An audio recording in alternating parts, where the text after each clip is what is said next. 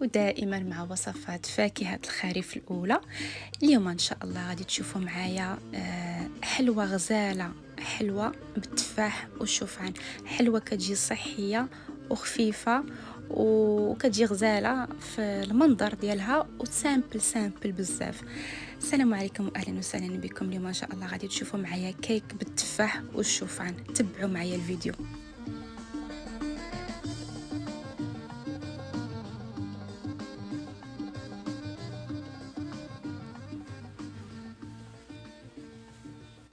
المقادير اللي غادي نحتاج للكيك ديالنا ديال التفاح بالشوفان: عندي 3 ديال البيضات، عندي خميره وفاني، عندي هنايا السكر.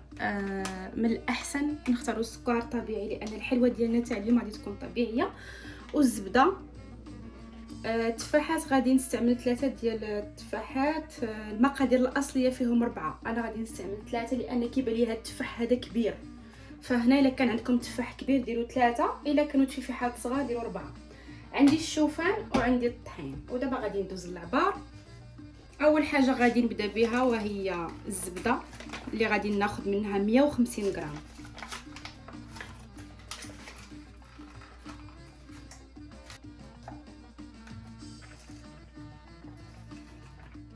غادي ناخذ شي حاجه باش نعبر. فهنا قلت لكم الزبده 150 غرام درت. فهنا كيف كتشوفوا معايا الزبده بحراره المطبخ، يعني غادي نقطعها طريفات صغار باش تسهل عليا في الخدمه. هنا خديت السكر الطبيعي ولا السكر الاشقر، غادي ناخذ منه 160 غرام.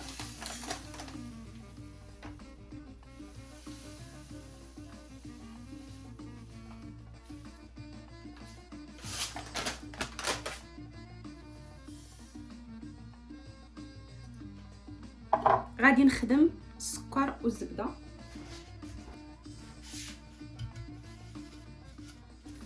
ودابا غادي نزيد السكر فاني من بعد ما خدمنا الزبده والسكر. السكر فاني والنسمه تاع الفاني ولا السيرو تاع الفاني.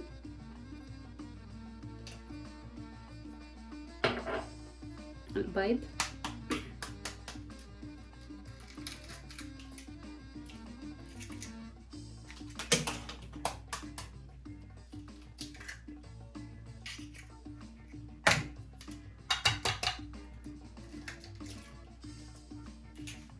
فهنا غادي نخدم الخليط ديالي مزيان قبل ما نضيف عليه النواشف اللي هما الدقيق والشوفان.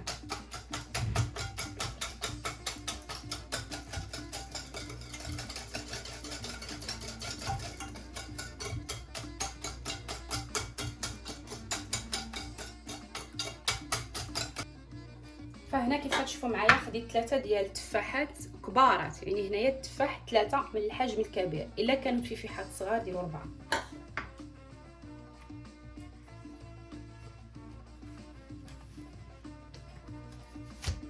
اهم شيء في التفاح نقشر ونقطع.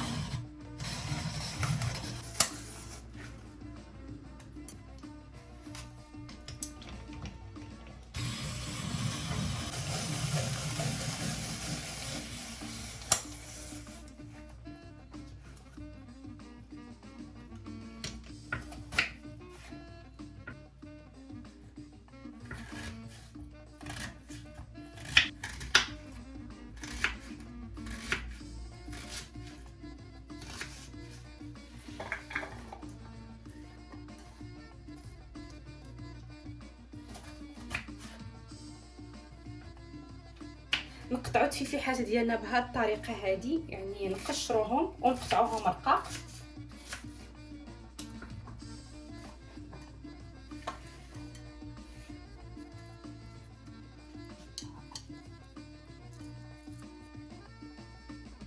انا هنا استعملت الشوفان الرقيق كيف كتشوفوا معايا، ها هو رقيق شويه حيت كاين الشوفان الرقيق والعريض.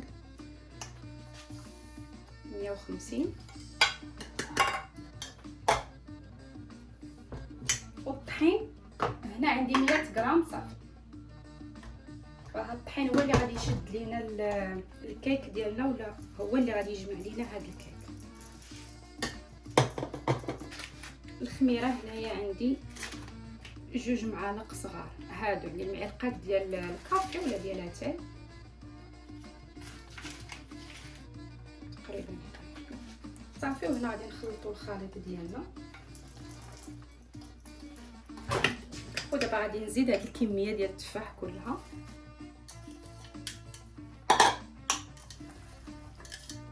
فهنا كيف كتشوفوا التفاح كيجي غالب، ولكن كتجي غزاله الصراحه.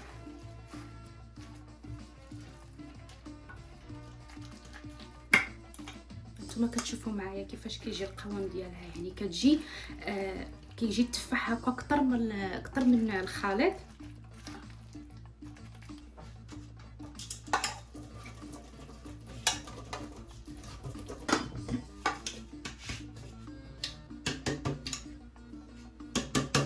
فهنا اللي كتشوفوا معايا من بعد ما دهنت المون ورشيته بالطحين، فهنا في القاع ديالو غادي نرش واحد شويه ديال الشوفان. حاولوا نوزعوه غير اللي لصق، ماشي ضروري يلصق لينا في الجناب كلهم. ودابا غادي نجيب العجينه ولا الخليط غادي نخويه.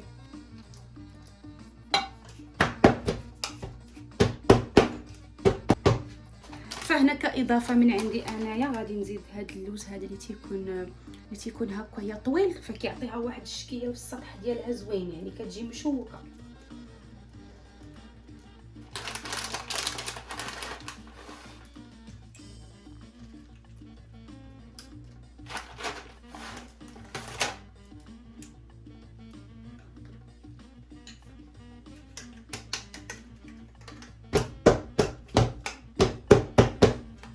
الكيك ديالنا ها هو واجد. دابا غادي ندخلوه للفران. كيف قلت لكم فران مسخن على 180 درجه، غادي تدخلوها ساعه، وفي نفس الوقت غادي تجربوا بالموسه ولا بداك العويد ديال سباغيتي وتشوفوا واش الخليط طيب من الداخل ولا لا.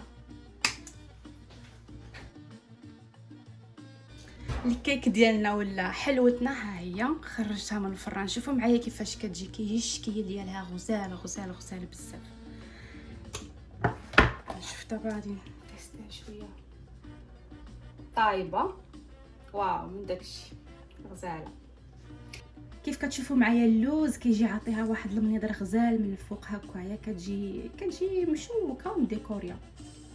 صافي الكيك ديالنا ها هو واجد. دابا ان شاء الله غادي تشوفوا معايا تقديم وصافي. وهنايا الحلوه ديالنا. فهنايا في العشيه يعني انا الكيك ديالنا ولا الحلوه وجدتها في الصباح، وهنايا العشيه يعني الوقت فاش تيكون كلشي في الدار من بعد ما بردات الحلوه، يعني ارتاحت وبردات تماما. فدابا غادي ندوز للتقديم كيف العاده. فهنايا يلا غادي نحلها من المول. كتشوفوا انها ما كتلصق ما والو، بالعكس كتبقى بعيده بعيده على المول بزاف، يعني كتجمع شويه. فهنا كيف كتشوفوا معايا في التقديم اولا الطريقه باش غادي نقدمها سامبل بزاف، يعني جاتني هكا على بالي ندير لها واحد شويه ديال السكر في الجناب بهذا الشكل هذا. فكراتني غير في البسطيله ديال الدجاج. المهم بغيتو تخليوها هكاك سامبل، بغيتو تغبروها كلها، انا دورت غير في الجناب السكر كلاصي بطبيعه الحال.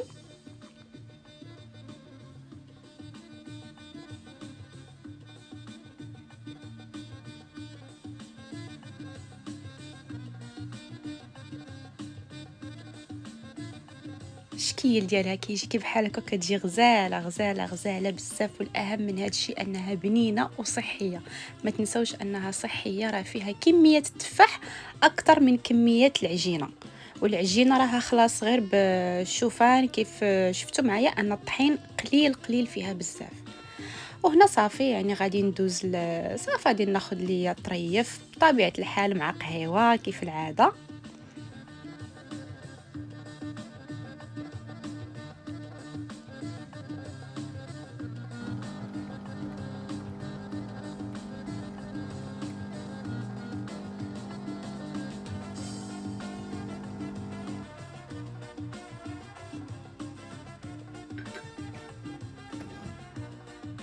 حلوتنا ولا وصفتنا تاع اليوم اللي هي كيك او حلوه بالتفاح والشوفان هي هذه.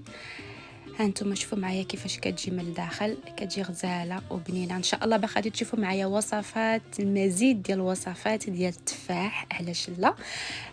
الفيديو ديالنا وصل للنهايه ديالو، غنقول لكم باي باي.